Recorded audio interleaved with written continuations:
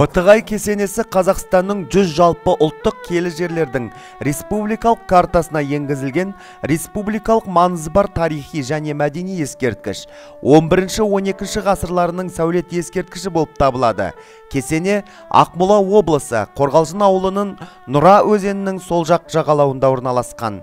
Тарихи деректерге сүйенсек, бұл қалашықтың атауы алғаш рет Ресей картасына 1694 жылы түсіріліпті.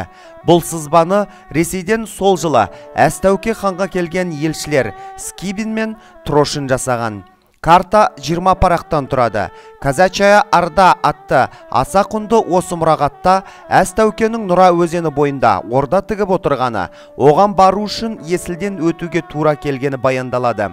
Сол жерден Қорғалжын көлі алыс емес делініп, хан ордасы мен көлдің аралығында Нұраның жағасында Бытығай атты қала бар екені әңгімеленеді. Әстәукенің қаланы ерекше қамқорлықпен күтіп ұстап отырғанын айта келіп, елшілер шаһарда салтанатты діни орындардың көп екендігіне таңғалады. Жібек жолы кіре тартқан керуендер Бытығайда тоғысып жататынын хабарлайды. Бытығай туралы мәліметтер алғаш рет 18 ғасырдың ортасында Петр Рычковтың еңбектерінде аталады.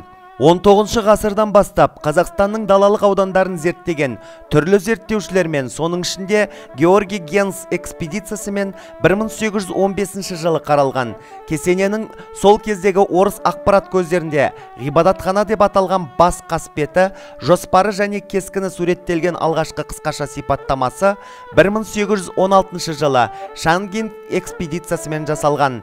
Барлық зерттеушілер секілді Иван Шангин Бытығай кесенесін ерте замандағы Татығай қаласының қалдықтары деп есептеген. Бұл ескерткіш туралы мәліметтер Георгий Спасскийдің, Алексей Шахматовтың, Алексей Левшиннің, Леонид Семеновтың жұмыстарында да кездеседі. 1862 жылы Бытығай кесенесінің суретін қазақтың ұлы этнограф ғалымы Шоқан Уәлиханов салған. 1949 жылы Бытығай кесенесінің қалдықтары ғұлама ғалым Әлкей Марғұланның жетекшілігімен Қазақстанның ғылым академиясы Оңтүстік Қазақстан археологиялық экспедициясы зерттеген. 1974 жылы осы кісінің басшылығымен Оңтүстік Қазақстан археологиялық экспедициясымен археологиялық қазба жұмыстары жүргізілді. Зерттеу жұмыстары кезінде табылған өсімдіктердің суреттері мен геометриялық өрнектер ойылған терракота тақталарының Қазақстан ескерткіштерінде ғана емес, бүкіл Орта Азияда теңдесі жоқ екенін айтып өткен жөн.